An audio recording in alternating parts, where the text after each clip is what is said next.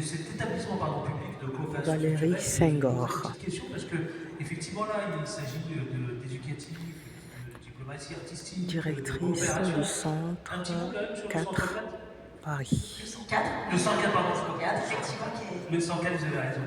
Autant pour moi. un établissement artistique de la ville de Paris qui a ouvert ses portes en 2008, que je définirais peut-être au fond comme un lieu qui sait de rassembler l'art et la vie. C'est un lieu de vie artistique et culturelle autour de la création, voilà, qui favorise le partage, la rencontre entre tous les publics. Je vous invite, pour ceux qui ne le connaissent pas, à y aller. Je crois que vous serez frappés en entrant au 104 par la facilité avec laquelle on peut entrer dans ce lieu, avec laquelle on peut s'approprier ces espaces, la facilité avec laquelle on peut le traverser et en découvrir toutes les facettes. C'est un établissement qui s'inscrit dans un territoire particulier, donc le 19e, à la frontière du 18e arrondissement, en très grande proximité avec la Seine-Saint-Denis, notamment le Pantin. Et c'est un établissement qui, à la volonté d'ailleurs de la mairie de Paris en 2008, s'est pensé, s'est construit dans un rapport extrêmement étroit avec ce territoire et a été pensé comme un lieu au fond qui s'enrichit de la vitalité, de la richesse exceptionnelle, humaine,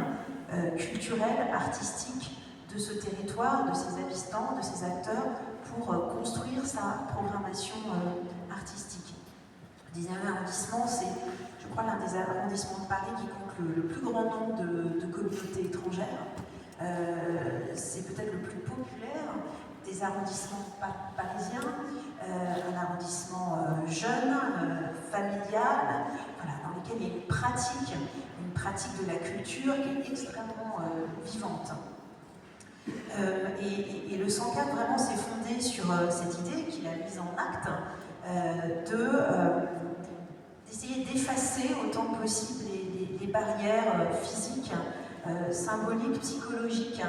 qui peuvent nous mettre à distance de l'art et la culture, particulièrement quand on a l'impression de ne pas en avoir les codes, qu'on n'en est pas familier par sa trajectoire personnelle, par voilà, son histoire.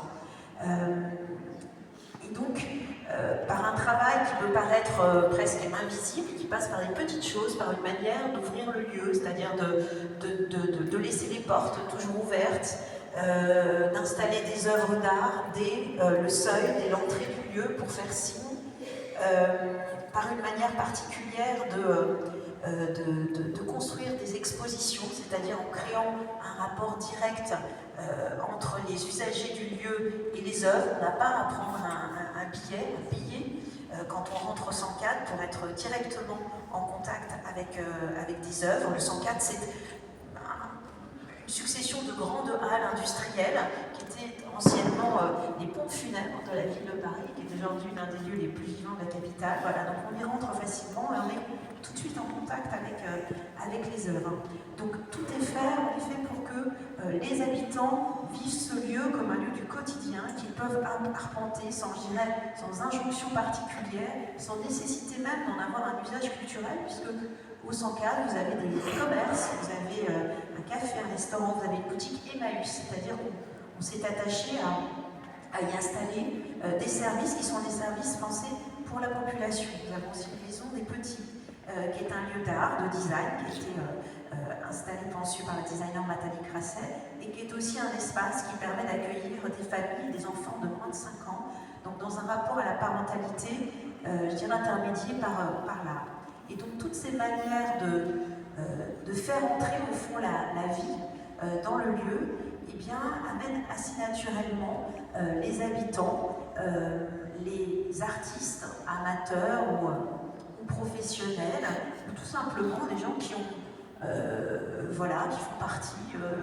d'un club de théâtre, de danse, etc., à rentrer et pratiquer librement dans les espaces. C'est-à-dire concrètement, quand vous rentrez au 104, vous voyez des gens qui viennent danser, qui viennent répéter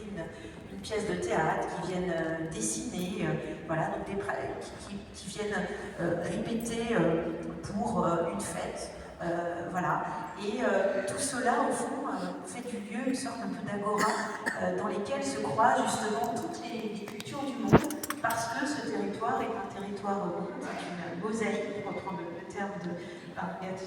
l'adjoint à la mer, une mosaïque humaine et culturelle qui trouve sa place dans ce lieu. J'avais une question justement, je vous attends 2 secondes, parce que c'est vrai, vous avez souligné l'importance du 19e avec son brassage, le melting pot, hein, évidemment, qui fait d'ailleurs, qui est un marqueur dans le 19e. Ma question c'est comment justement ces générations issues de l'immigration se réapproprient alors, à la fois la langue, les traditions, les récits familiaux. Là pour le coup vous jouez un rôle. Oui, alors déjà cela, c'est-à-dire tout simplement en laissant la liberté d'exprimer son rapport à sa culture, à sa pratique, et en le considérant de la même manière que la programmation qui émane du lieu. Ça, je crois que c'est quelque chose qui est très, très important, c'est-à-dire qu'il y a une même considération qui est portée à ces personnes anonymes qui viennent faire spectacle au fond et présenter leurs pratiques culturelles personnelles aux visiteurs du lieu. Il y a la même attention qui leur est portée qu'aux artistes qui sont accueillis en résidence, qui viennent présenter leur travail au public. Et une autre manière évidemment de faire monde dans le lieu et de faire en sorte que ce lieu soit un reflet de la diversité, culturelle, c'est évidemment par le biais de la programmation artistique. Donc, le 104 accueille chaque année entre 200 et 300 équipes, compagnies de tout pays, donc du plus proche comme du plus lointain, qui viennent y trouver une sorte d'abri dans lequel on va leur mettre à disposition des espaces, des moyens pour un temps de création, pour aller à la rencontre des publics. Et évidemment, les questions de rapport aux racines, la question du rapport à l'origine, les récits d'exil, les récits de migration, sont bien souvent, traversent bien souvent la création, le travail d'artistes, et particulièrement les plus jeunes. Le 104 étant un lieu extrêmement attaché à l'émergence, c'est-à-dire à accompagner souvent au début de leur parcours artistique des artistes, et bien naturellement, sa programmation accueille ces propositions. Je peux citer, parce que je trouve intéressant, notamment le travail d'un metteur en scène qui s'appelle Simon Grotte, que nous accueillons d'ailleurs en décembre au travers du festival Impatience, qui est un festival dans lequel le 104 est impliqué avec de nombreux autres théâtres parisiens et franciliens depuis une quinzaine d'années maintenant. Ce travail émane d'un metteur en scène qui a recueilli la parole d'un réfugié kurde. Il y a eu une douzaine, je crois, d'heures d'entretien entre eux, et ce réfugié a demandé au metteur en scène de se faire l'écho de son exil. Au départ, le metteur en scène a refusé, et puis finalement il s'est laissé convaincre. Et ce qui je trouve extrêmement intéressant, et voilà la portée de l'art et la culture, c'est que évidemment il s'agit d'une création qui est originellement liée à ce récit, mais en fait qui le déborde, le transforme, le fragmente pour devenir une épopée contemporaine et pour faire passer un récit personnel, intime, à une dimension universelle. Voilà, donc le 104, je crois que les lieux d'art et de culture, de manière plus générale, ont ce rôle-là à jouer, c'est-à-dire effectivement de reconnaître, de porter des récits, des trajectoires individuelles, mais au-delà, par un travail de mise à distance critique, par un travail de transformation esthétique, sont des lieux